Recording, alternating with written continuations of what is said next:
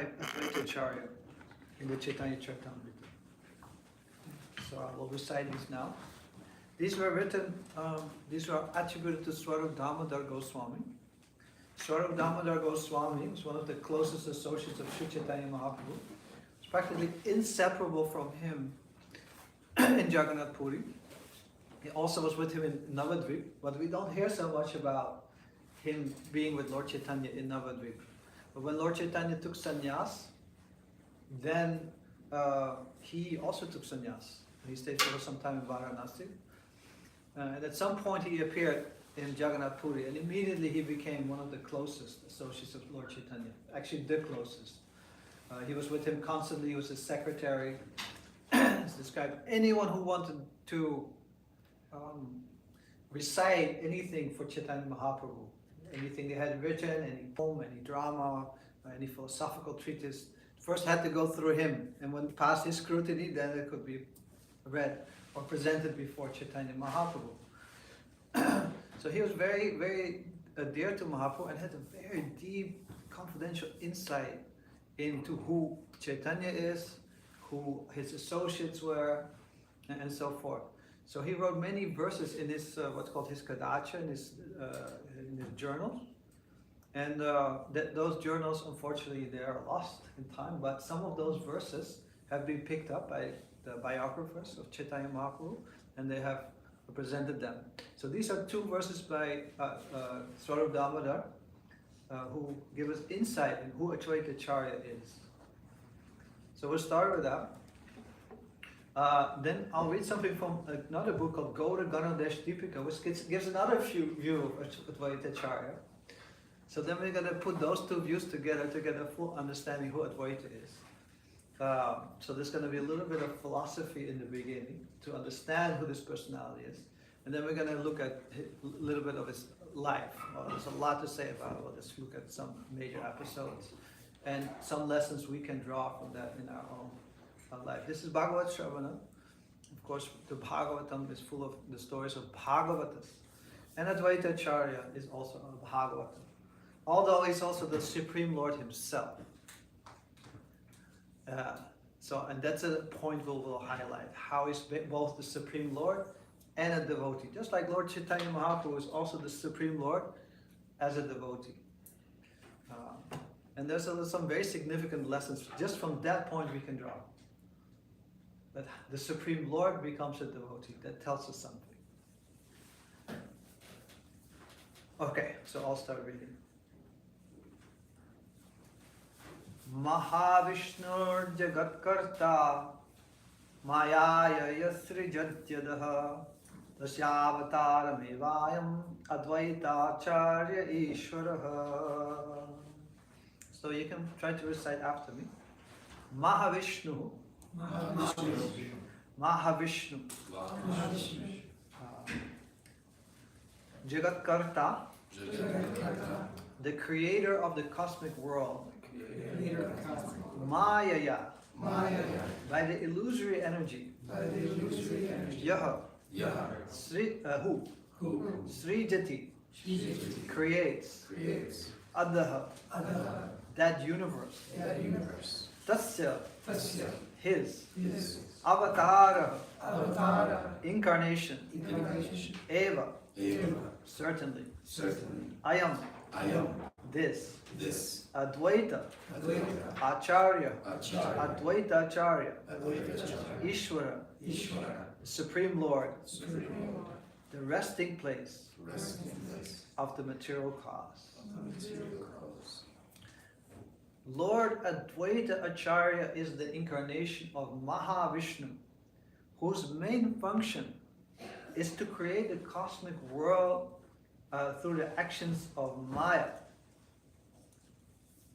So then the next verse. Advaitam harina Advaita Acharyam Bhakti Sankshana Bhaktavataram Ishamtam Advaita Acharyam Ashraye. Advaitam, known as Advaita. Harina, with Lord Hari. Advaita, from being non-different. Acharyam, Acharya, known as Acharya, Bhakti Sangshanat, Sangshanat, from the propagation from the propagation of devotional service to Sri Krishna, of devotional service to Sri Krishna, Bhakta Avataram, Bhakta Avataram, the incarnation of a devotee, the incarnation of a devotee, Isham, to the Supreme Lord, to the Supreme Lord, Tam, Tam, to him, to him, Advaita Acharyam, Advaita Acharya, to Advaita Acharya, to Advaita Acharya, Ashraye, Ashraya, I surrender. I surrender. Because he is none, please listen carefully because these verses will be the foundation of this entire talk. So it's good to be there from the beginning. Because he is none different from Hari, the Supreme Lord, he is called Advaita. And because he propagates the cult of devotion, he is called Acharya. He is the Lord and the incarnation of the Lord's devotee. Therefore I take shelter of him.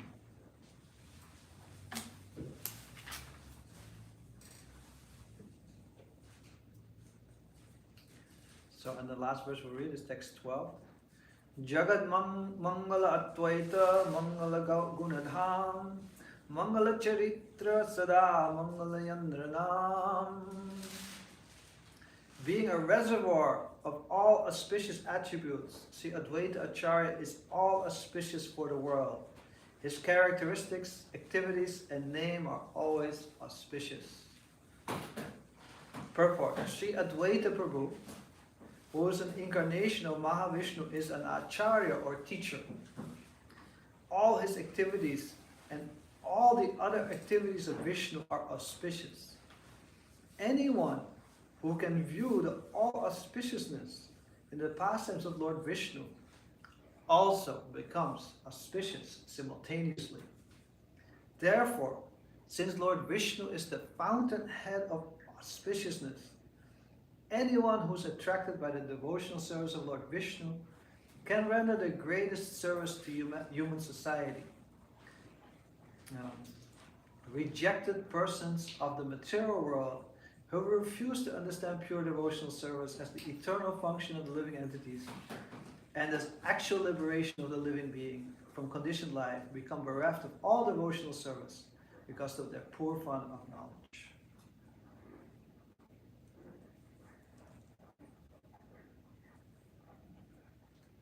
So, yes.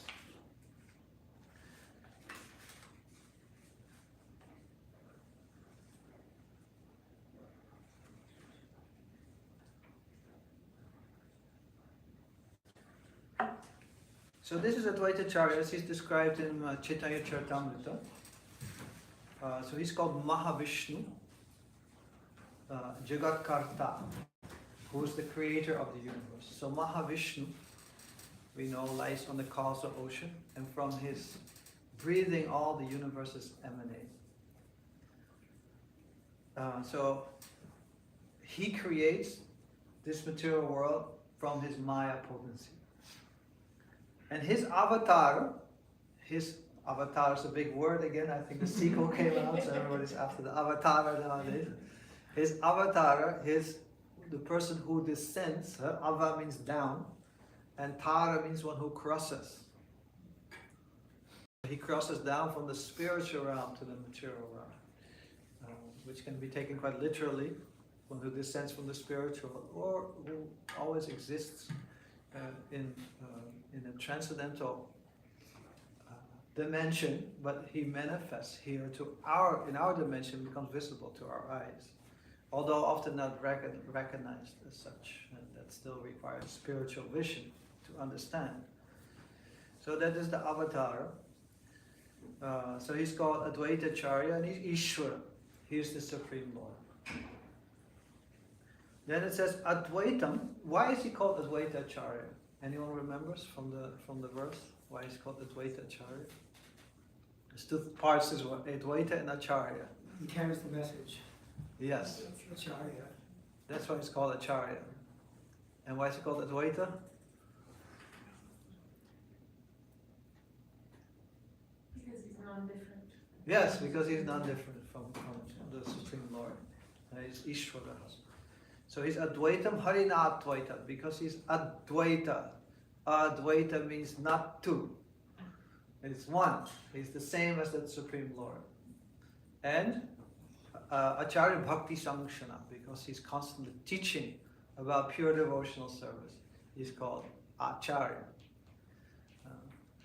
Bhakta Avataram Ishantam, Advaita Charmisha, and he's called Bhakta Avatara. He's the Supreme Lord incarnating, but he's a Bhakta. He's a devotee. So this marks the nature of Lord Chaitanya Mahaprabhu and all his associates, that they are all in the mood of bhaktas, even though they may be the Supreme Lord. So it's a very famous verse also from, attributed to Swarup Damodar, which is recorded in Gaur Ganadesh Deepika, another text, which we'll refer to in a bit. And it's also referred to in Chaitanya Charitamrita. The text goes, Panchatattvatmakam Krishnam, Bhakta Rupa Swarupakam, Bhaktavataram Bhaktakyam Namami Bhakta Shaktikam. So it's described there, Panchatattva Admakam Krishnam. So Krishna constitutes of 5 tattvas, of 5 truths. So Krishna manifests in this world in 5 aspects when he descends as Lord Chaitanya. See, Kavi Karnipur says that even when Krishna descends, he appears in those 5 features. He doesn't elaborate on it much, but we can, those who are more familiar with the theology can understand. But that's a side point. Lord Chaitanya here appears in 5 features. So it says Bhakta Rupa. The original Supreme Lord, the source of everything, Krishna, appears in the form of a devotee, Bhakta Rupa. Bhakta Rupa Swarupakam. And his immediate expansion, which is Swarup, his own form, appears also as a Bhakta, as a devotee. So Krishna's original form is Lord Krishna. His immediately expansion is Balaram, his Swarup, also appears as Lord Nityananda. And then Bhakta, what is the next one? Right, next line. Panchatattvatmakam Krishnam, Bhakta Rupa Swarupakam, Bhakta Avataram. The incarnation of a devotee is Lord Advaita. Bhaktakyam, the devotee himself, who is just devotee, not Supreme Lord, but just devotee, is Srivas. He represents all of us, all the jivas, all the living beings. And Bhakta Shaktikam, the Shakti of the Lord, energy of the Lord, the divine potency of the Lord, which really manifests everything, manifests as Gadadhar. So that's why if you go look on the altar, there's a picture there of Lord Chaitanya with 5 forms, or this Lord Chaitanya with 4 other forms. That is the Panchatattva. There's a lot of theology we can explain here, but we're focused on that one aspect, the Bhakta Avatar. So the world is after avatars now, but we're after the Bhakta Avatar, the Lord's incarnation of a devotee. So he's Avatar because he's Mahavishnu. Now it's described that there's unlimited avatars of the Lord appearing in this world. They're as numerous as the rivulets springing from a river, or as the waves in the river. There's no end to them. They constantly come. And there's a gazillion universes, and he constantly appears in those universes at every time. Every moment there's no end to his avatars. But the original avatar is who?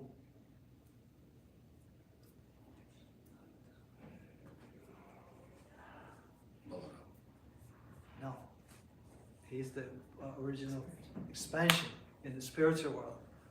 Who's the original one who kind of descends to this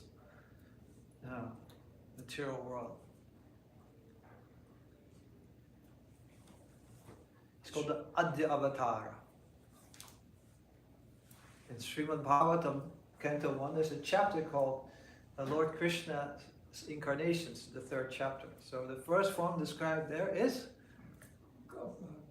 Mahavishnu.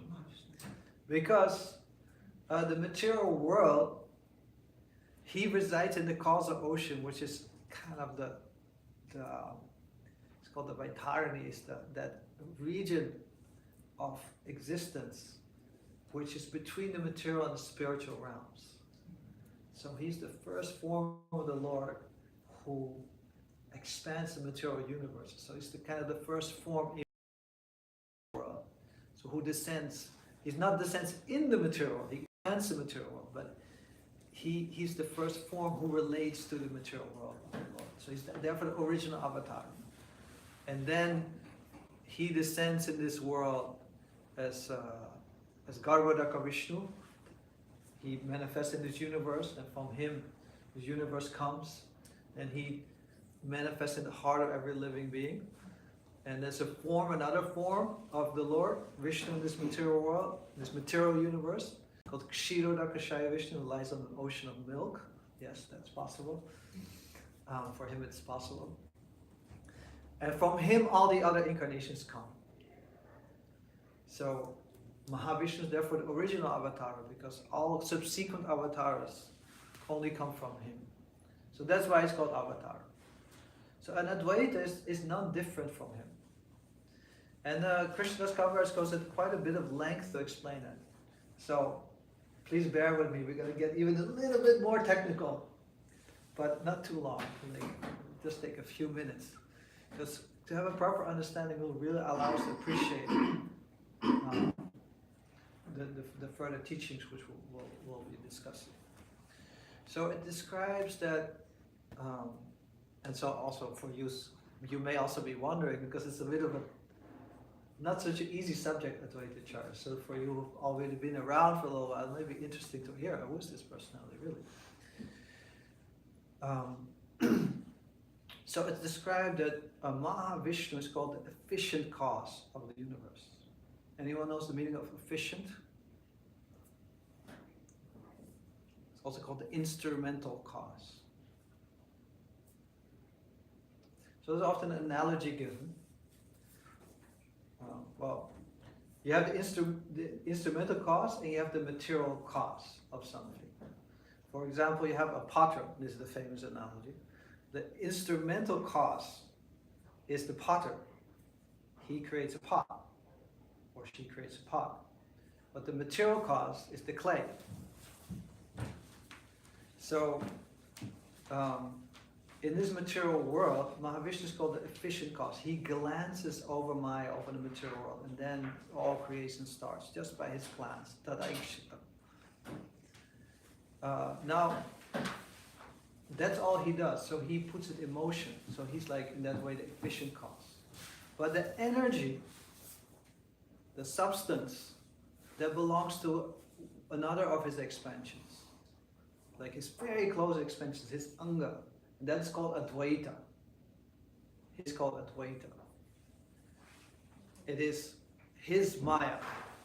It is his energy. That's why he's also sometimes identified as Lord Shiva. Now we understand Lord Shiva. How do we understand Lord Shiva? When Lord Shiva comes to mind in relationship to this material world, what do we immediately think about? Destroyer. Yeah, he's the destroyer of the universe. But that's another aspect of Lord Shiva. The original aspect of Lord Shiva is called Sada Shiva. And that is that immediate expansion from Mahavishnu, who associates with Maya. Krishna also says in the Gita, Aham Vidya Parapita. I'm the seed-giving father of all living beings. So that's called Shambhu. So that original source of creation is Lord Shiva, who's the kind of the personification of that glance of Mahavishnu, and through whom the creation takes place. Through his association with Maya, material energy, which is the original Shakti. So you have Shiva and Shakti, these are the original sources of creation, often described like that. And that's correct. But the source of that Shiva is Mahavishnu.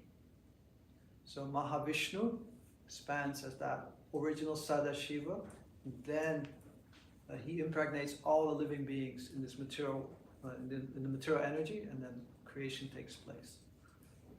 So that original form of Lord Shiva is Advaita Acharya, who is considered Advaitam, who is considered non-different from Vishnu. There is a form of Lord, a very beautiful form called Harihara. Harihara. It's a combined form of Hari and Hara. So you have an original, actually, the original form of Lord Shiva is non-different from Vishnu. So that's different from the form which we hear about in Brahma Samhita. How is Lord Shiva described in Brahma Samhita?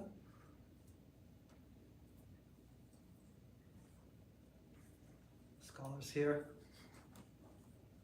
Anything? Milk? Oh, transformed. Yes. Kshiram yathada divikara vishesha yoga sanjayate nahitata pritakastava. So, Krishna is like milk, and Lord Shiva is described as yogurt. Now, what is the difference between yogurt and milk? Nothing and everything. Yes. Yeah. Milk can turn into yogurt. Can yogurt turn back into milk? No. So Krishna, in relationship to the material world, and Vishnu in relation to the material world, becomes Shiva. And that is the guna avatar of the souring agent there. As milk has a souring agent, culture becomes yogurt. The souring agent there is the material world. So he becomes a guna avatar. He associates with the material mode of ignorance, the tamaguna. So that form of Lord Shiva is described therefore as yogurt. But the original form of Shiva is also milk. That's the direct expansion of Vishnu and not different from him, Sadashiva. This is how it is described in the scriptures. It's a very mystical understanding. Shiva Tattva is quite difficult to understand actually. It took me quite a bit of studying actually to understand it. Yeah, so this is the conclusion the Acharyas come to, that original form of Shiva is also Vishnu. It's an expansion of Vishnu, and he resides also beyond this material world. In a sense, he also descends here in this world. And that's pointed out here in this book, the Gaura Ganadesh Deepika. The Gaura Ganadesh Deepika is written by Kavi Karnapura, who was the son of Shivananda Sain. Shivananda Sain was a very close associate of Lord Chaitanya, who always took the devotees from Navadvip to Jagannath Puri, where Lord Chaitanya resided after he took sannyas. So he had a son named Puridas, and as far as I remember, Puridas was famous for suckling on the toe of Lord Chaitanya Mahaprabhu. And he became so empowered by the mercy of Chaitanya Mahaprabhu that he became a Mahakavi, like a great poet, who had very deep insight in Lord Chaitanya's Leela. So he wrote beautiful plays describing the Leela of Mahaprabhu, who's one of the original biographers. And he wrote a book of Gaura Ganadesh Deepika, which identifies the identity of all the associates of Mahaprabhu, of Chaitanya Mahaprabhu, who they are outside of his Leela. So he describes Advaita Acharya as follows. It's very interesting.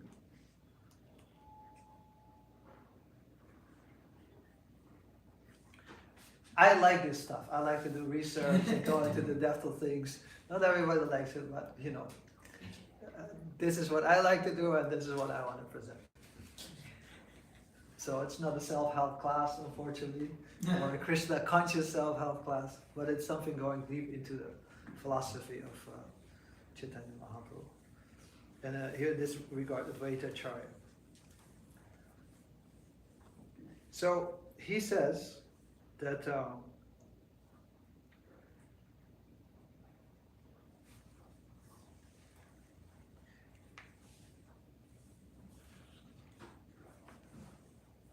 that Panchatattva represents the different rasas of the Lord as well. It also represents the different tattvas, the different truth about Mahaprabhu, but also the different rasas. What are the 5 rasas? there is Madhurya Rasa, the conjugal rasa, that's Lord Chaitanya Mahaprabhu. There is Sakya Rasa, which is Nityananda Prabhu. Gadadhar Pandit is also Madhurya Rasa.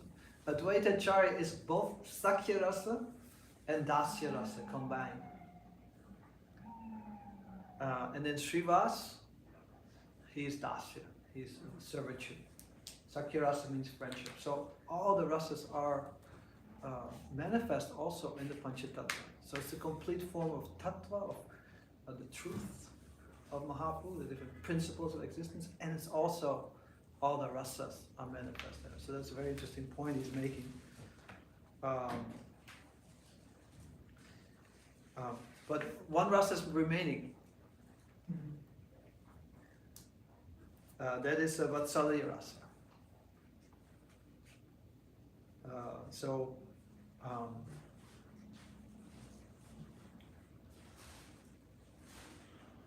And this is also manifest in Advaita Acharya, because he was the elder of Chaitanya Mahaprabhu.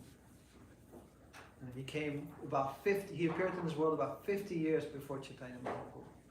So he's a combination of like different rasas like that, of friendship, servitude, and also had like a parental feeling. Nityananda Prabhu, also Balaram, also has a parental, partly parental mood towards Lord Chaitanya.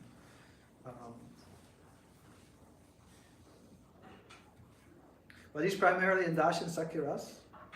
And Rangapuri, which is one of Advaita Acharya's disciples, one of Madhavendra Puri's disciples, the Guru of Advaita Acharya. He's primarily Vatsalya Ras, that's described here, but he's not part of the Panchatattva.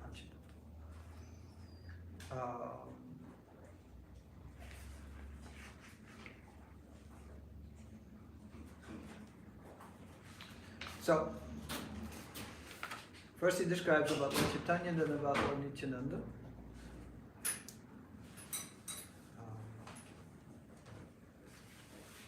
So then he describes the appearance of Advaita Acharya.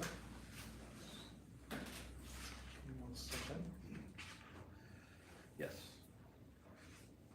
He said, Vraje avesha rupatva vyuho yopi sadashiva sa eva Advaita Goswami Chaitanya abhina vigraha. Sadashiva, whose expansion appeared in Vraja, entering there in an avesha form, became Advaita Acharya. He is considered to be non-different from Chaitanya Mahaprabhu. So then he quotes a verse which describes how Lord Shiva saw Krishna dancing with his gopas, cowherd boys. And he also took a gopa form and danced along with Krishna and the cowherd boys. Lord Shiva, he's Nataraj, he's a great dancer. So actually in his dance the whole universe is destroyed. So he's called Nataraj. So Lord Advaita Acharya is also famous for his dancing. You see many descriptions are there of his dancing. When he becomes ecstatic, he starts to dance. That's what Lord Shiva does as well. The Lord Shiva is known as going into an ecstasy of love of God and just throwing his clothes up and just dancing in the ecstasy of love without caring for anyone. So when Shiva Nataraja saw those cowherd boys dancing with Krishna, he appeared there also as a cowherd boy to dance with them. So that is Advaita Acharya. That form of Shiva entered into Advaita Acharya. So he's this combination of Mahavishnu, or the expansion of Mahavishnu, so that's Shiva, and particularly that form of Shiva in Vrindavan, who resides in Vrindavan eternally as a cowherd boy. So those two forms combine as Advaita Acharya. So that's why he's Bhakta Avatar. He's in the mood of a devotee, specifically in the mood of a gopa, a cowherd boy. So that's the predominant rasa. So he took birth in, so this is Advaita Acharya in brief. In some detailed briefness. So he took birth in Sylhet. Sylhet is a place in East Bengal, it's now Bangladesh. It's kind of in the north part of Bangladesh. And his father was Kuvera Pandit. Now one of the great associates of Lord Shiva is Kuvera. He's he's called the treasure of the gods. He's the deity of wealth. So even now people in India worship Kuvera to get wealth. So he's a great devotee of Lord Shiva. And once he was performing austerities to get Shiva as his son. So Lord Shiva appeared before him and he said, I'll give you any boon. What boon you want? He said, I want you to become my son. So he gave him that boon. So Kuvera appeared as Kuvera Pandit in a Brahmin family in Bangladesh, East Bengal, which was then part of India. And so Lord Shiva, in this one was Sadashiva, this form of Mahavishnu, in the mood of a Gopa, appeared as Advaita Acharya. That was about 50 years before Chaitanya Mahaprabhu. So Chaitanya Mahaprabhu, he appears at this time. He appeared 500 years ago, from this age. But when he appears, he makes sure first his associates appear before him, like his elders.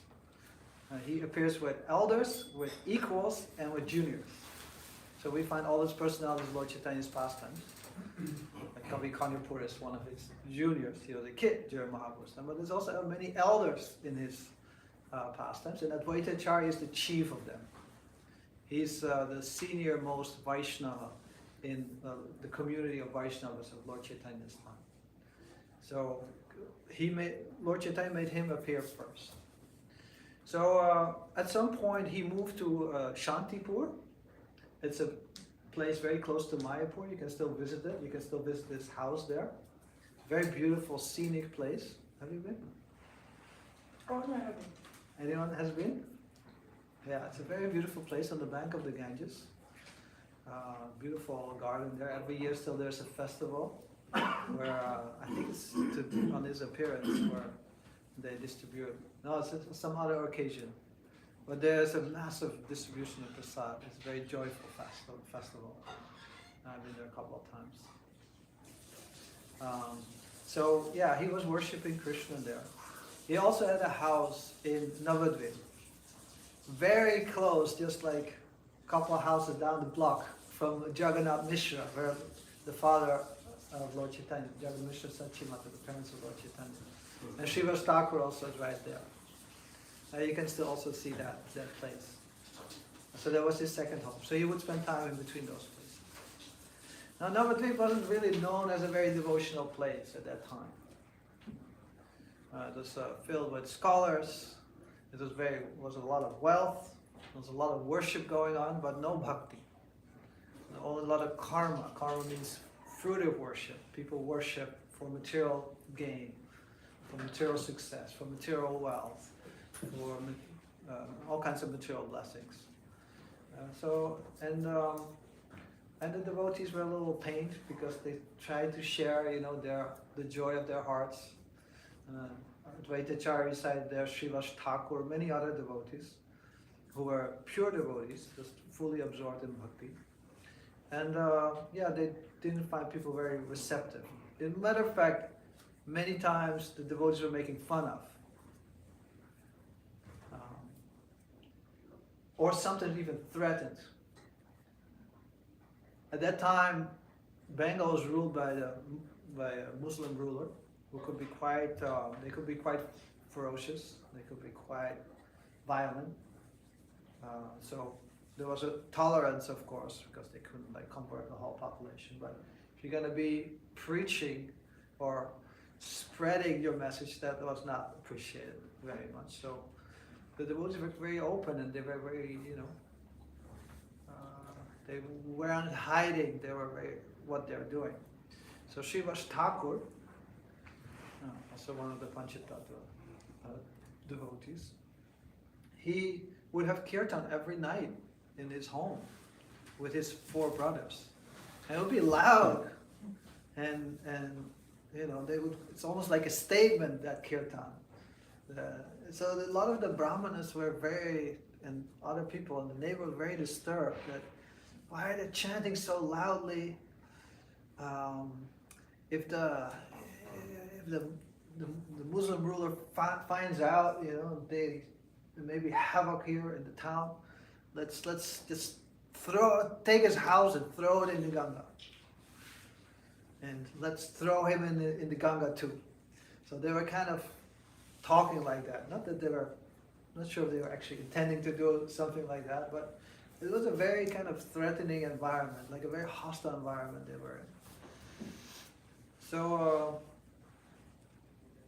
in that environment, a real sanctuary was Advaita Acharya's home.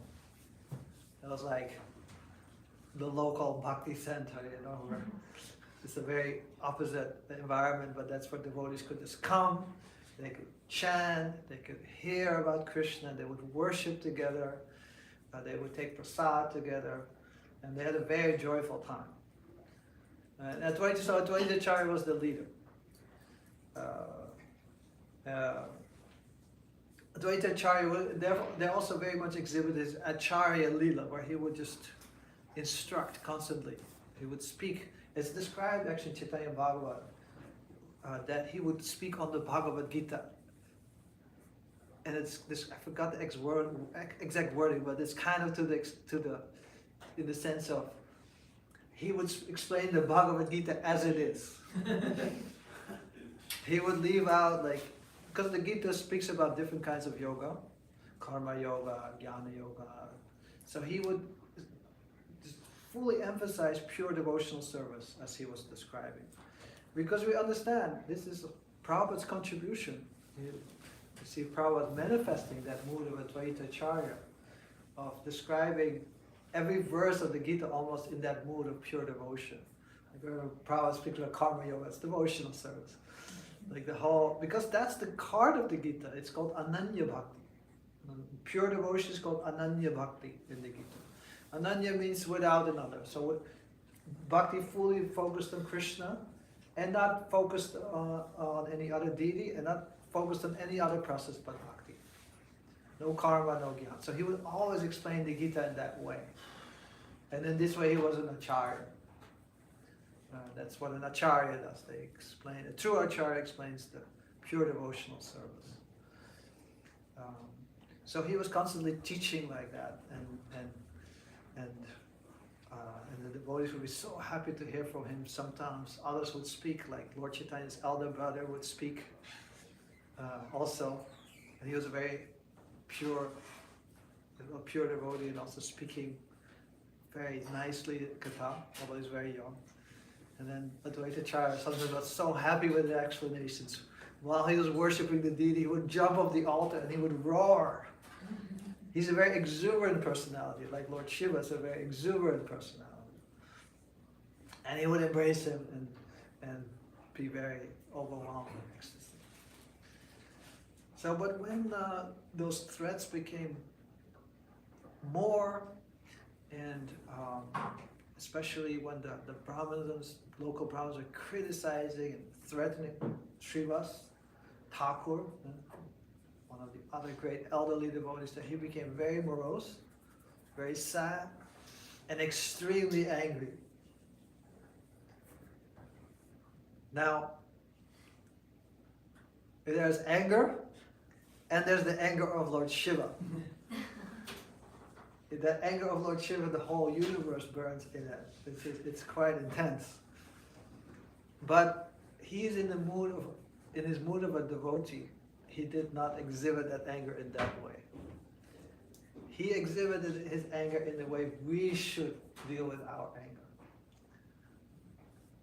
He thought, I have to do something about this. Anger can be a very strong motivating force. And Gandhi said that also. That one of the most powerful emotions is anger. If it's transformed, it can be one of the most destructive emotions. It can also be a very reformative emotion. Through anger we can reform ourselves, we can reform, and through that we can reform others. In his anger, Advaita Acharya felt, I have to do something to mitigate this situation.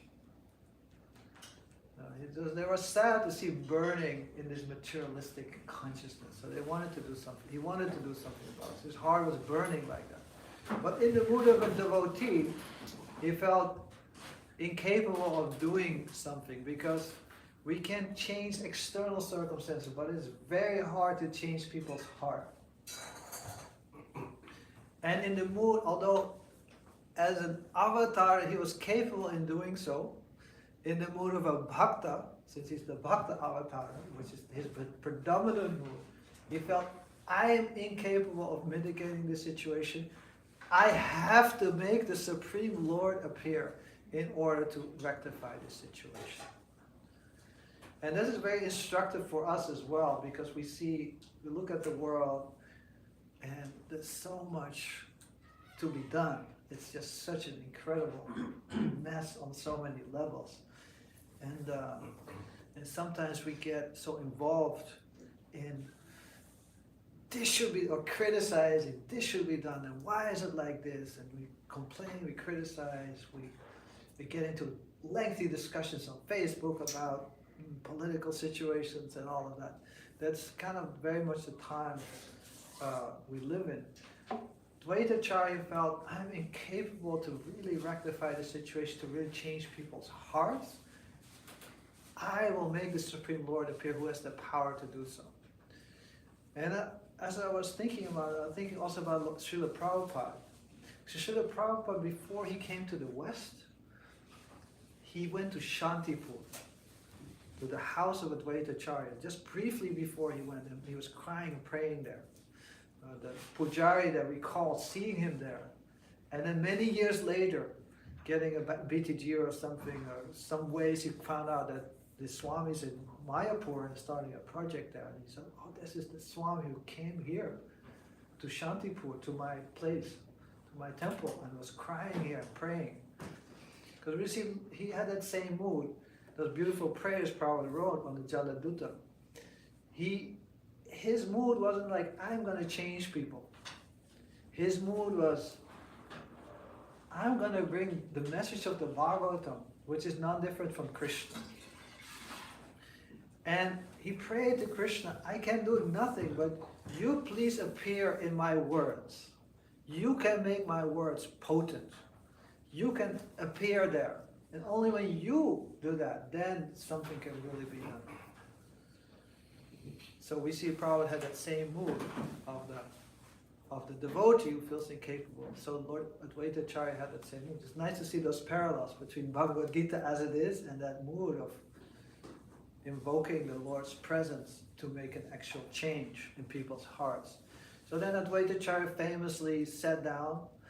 Advaita Acharya is very intelligent always. If I would describe him in one way, he's a transcendental schemer. Which is also very nice, because sometimes devotees are described as like kind of a little docile, a little bit like, you just kind of follow along, just whatever the situation is, it's all the Lord's mercy. No, Lord Advaita Acharya, he schemed on things. He wasn't, we'll give some more examples of that in a bit. So now he thought, I have to rectify the situation. So he came up with a scheme. His scheme was a verse from the Gautamiya Tantra, which says that if you worship the Lord, that the Lord gives himself to a devotee who worships him with water, especially Ganga Jal, water from the Ganges, and Tulsi. The exact verse goes like this. Sri Krishna, who's very affectionate towards his devotees, sells himself, he becomes the property of the devotee, who can then sell Krishna everywhere. to a devotee who offers him merely a tulsi leaf and a palmful of water. Now, of course, just an external worship of a palmful of water and a tulsi leaf may not give this result. But when it's done with a pure heart of pure devotion, with that pure intention, then Krishna immediately becomes attracted to the devotee. So there's another great lesson we learn from Advaita Acharya. How to practice bhakti, how to do our worship. With this intense desire, this intense mood of eagerness to have the Lord appear. It's not anything like mechanical or like so many times we do bhakti without strong intention. Right? We chant our rounds or we do our worship. Most of my bhakti is, I do it out of duty, but it's not that deep felt, heartfelt intention. Advaita Acharya had intense, burning intention in doing his worship.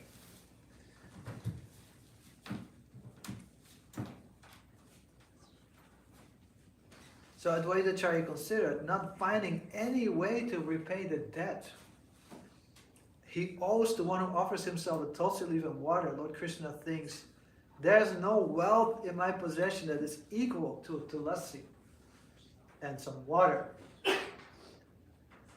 Thus the Lord liquidates the debt. By, how does he liquidate the debt? He feels to one who offers him with pure heart, water and tulsi.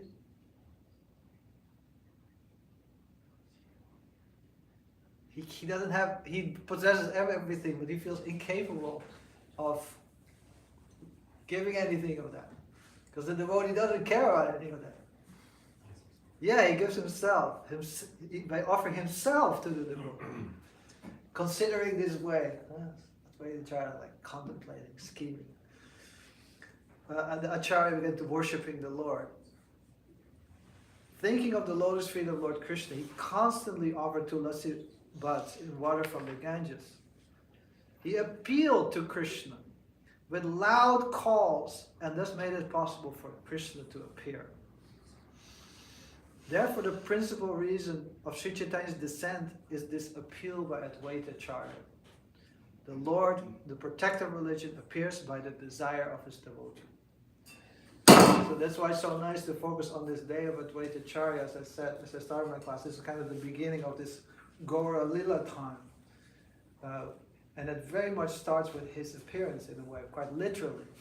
By his calls, by his worship, by his desire, the Lord appeared. There's many aspects and many reasons why the Lord desires, or why the Lord appears, and they all kind of confluate, like different rivers come together in one point of the Lord's appearance. There's different reasons, but this is one of the main reasons. And loud appeals. Advaita Acharya is also called Advaita Singha, the lion-like Lord Chaitanya, Advaita. So he's a lion-like personality, kind of an intense personality. And you would assume him to be quite loud, and it's probably in his speech and in his roars. Probably you could hear him roaring from quite far away. So devotees are not stereotypical. Sometimes we have this stereotypical mood of like the devotees like very somber, humble, Hare Krishna Prabhu. Advaita Acharya was not like that. Also like that in his heart, humble and submissive, but also exuberant and loud and extravagant in a way. And dancing. So it's devotional service is personalism. My spiritual master sometimes says, his Holiness Kadamba Kanna Maharaj, once he saw a picture of like a Tibetan monastery, and like something like 100 monks, and they all kind of look the same. And then he looked at ISKCON and he said, like, even our monasteries will never ever look like this, because our philosophy is just too personal. Sometimes we try to be like that, but it just doesn't work. We need to express ourselves and who we are. Bhakti Tirtha Maharaj, sometimes he was criticized because he's also very exuberant. And sometimes he'd don himself in like very, exuberant African clothing. He said, yeah, this is who I am. And some people would criticize him and say, what do you want? Do you want us to all be copycats of each other? Like, like, how you say that? Carbon copies. Yeah, carbon copies of each other, like, the 3D printer prints out exactly the same things. No, it's like we're individuals. And Advaita Acharya so beautifully exemplifies that. And so by his loud calling, the Lord appears. Sometimes Lord Chaitanya says, like, I was sleeping peacefully in the ocean of milk, poetically, because he's Krishna himself. He's not even that form. But you woke me up by your loud calls. And that's so I listened. That's a very sweet. But since Advaita Acharya appeared quite a bit before Chaitanya Mahaprabhu, he was very pained by something. Because Lord Chaitanya would always, also being in the mood of a devotee and not being in the mood of the Supreme Lord, would treat him with great respect.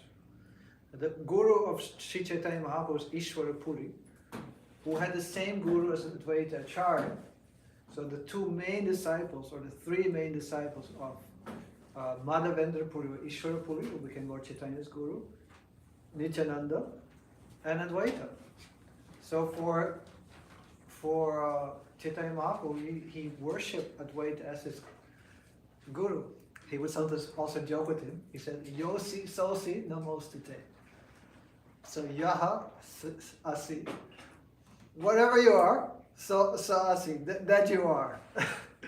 Whoever you are. Like Lord Chaitanya also appreciated his uniqueness.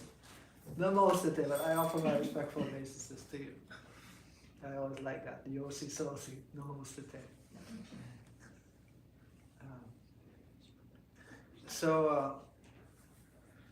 But Advaita Acharya was like, in the mood, he's the avatar, but he's in the mood of the bhakta, and the bhakta always thinks, it says that Lord Advaita Acharya, his bhava would be, I am the servant of Lord Chaitanya, I am his servant, and I am the servant of his servants. And there's a beautiful verse describing his mood of the bhakta avatar, where he would feel that mood. I am the servant of Sri Chaitanya. I am his servant, and I am the servant of his servant. And thinking like that, he would dance in ecstasy. He would be so ecstatic. So, an interesting feature of avatars of the Lord, like Advaita Acharya, is that they can both feel as the Supreme Lord, or they're also entitled to the mood of the devotee. So Balaram is actually the original form of that. He is the Lord's expansion, but he's in the mood of the devotee. And there's actually more ecstasy in the mood of a devotee than in the mood of being the Supreme Lord. So here in the material world, everybody wants to be the Lord. Everyone wants to increase their power, their influence, their fame, whatever can make us more the Lord or more the center of existence. We like that. But Advaita Acharya, although he is the Lord, he wants to not be the Lord, he wants to be the devotee. So that's very instructive to us. Why? Because there's so much more ecstasy in that. Even therefore Lord Chaitanya, the original Supreme Lord, wants to become a devotee. So when he started, Lord Chaitanya treated him as his guru, he became very upset. So again, Advaita Acharya, the schemer, thought, I have to scheme something to make this stop. To make Lord Chaitanya accept me as his servant. And I'm going to show the world that I'm his servant. So that's why he sat on the Vyasa-san somewhere. And he took a scripture called the Yoga Vashishta. And he started to describe, there's only one Supreme Brahman. And nothing is different from him. We are all Brahman. The Jiva and the Brahman are one. And with many arguments he would describe this. So for before this went on for quite some time, at some point the devotees were informing Chaitanya Mahaprabhu, Advaita Acharya is speaking Mayavada philosophy, he's speaking Advaita philosophy, equating the Lord with his devotees, with the jivas. And Lord Chaitanya became very angry hearing this. So he rushed. Why did he become angry? Because this is antithetical to bhakti. Bhakti means two, the Lord and the devotee. To make them one is where bhakti stops. So the Lord is very painful for the devotees and for the Lord, this philosophy of Mayavada. So he rushed and he started beating Advaita Acharya right off the Vyasasana. And Sita Thakurani, Advaita Acharya's wife, who is actually Durga Deva or Yoga Maya, it's a very exalted personality. He said, stop, you will kill him. He was beating him so hard. Advaita Acharya, he was feeling every punch like ecstasy, because he was feeling only a superior personality will chastise an inferior personality. Only the master will chastise the servant. Finally, Chaitanya Mahaprabhu has accepted me as his servant. So, what a personality, right? To scheme like that in the first place. To just start speaking Mayavada philosophy, like completely ruining your reputation. Then getting beaten up by the Supreme Lord and being in complete ecstasy about it. That's Advaita Acharya. It's a very unique personality and a very, and so he's considered one of the main associates of Sri Chaitanya Mahaprabhu, one of the direct expansions of the Lord, from whom many other branches came, many other devotees came. He was one of the main instruments by which Sri Chaitanya Mahaprabhu spread his teaching, spread his mission. So, unfortunately, time is up. So I still wanted to invite anyone to make some reflections. Or if you have burning questions, it's also possible. But I would especially invite some reflections from the devotees here to contribute to this glorification and meditation on Advaita Acharya.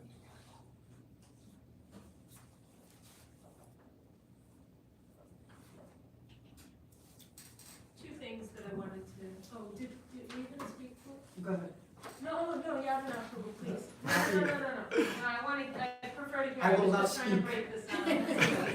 Go ahead.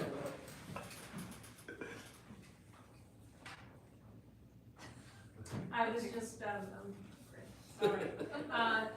just appreciating the different, you were talking about the uniqueness and expression of the devotees, and just thinking about Nityananda Prabhu and Advaita Acharya Prabhu and their pastimes together, and how different their manifestations of bhakti were, and just how beautiful it is when you have a garland of all those different colors and those expressions, and that primary,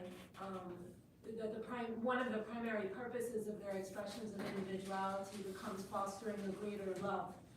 And so what you mentioned about His Holiness Bhakti Tirtha Maharaj, he commented a few times actually about his dress, because in the temple he did not dress that way often. I mean, in certain occasions he would, but that he said, I would wear a diaper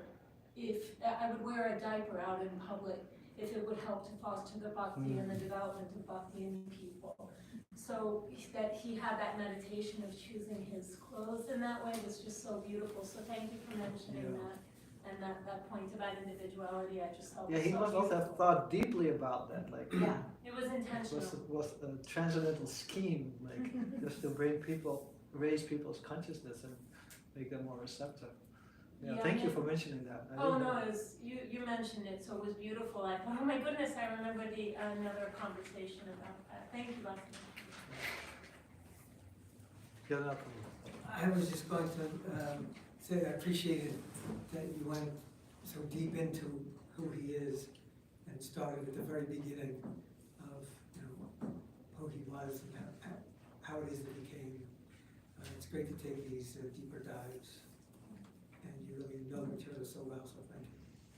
Thank you. Thank you all. Hare Krishna. Sri Advaita Acharya Prabhu ki jai. Jai. Prabhupada ki jai.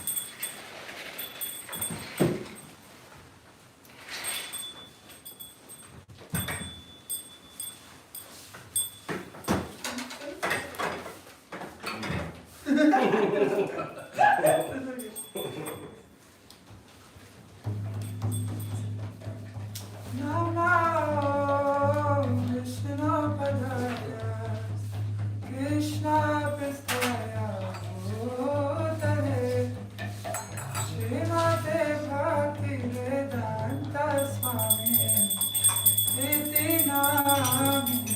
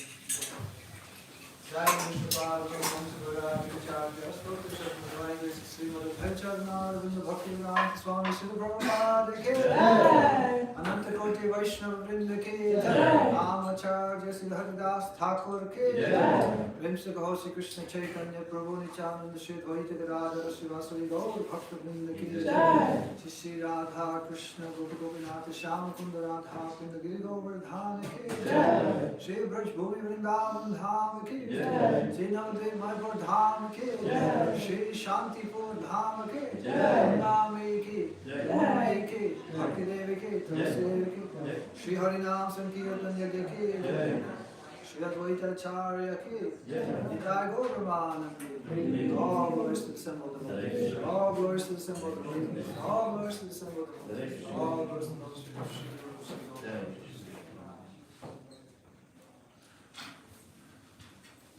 So again, thank you all for being here today. Next week we'll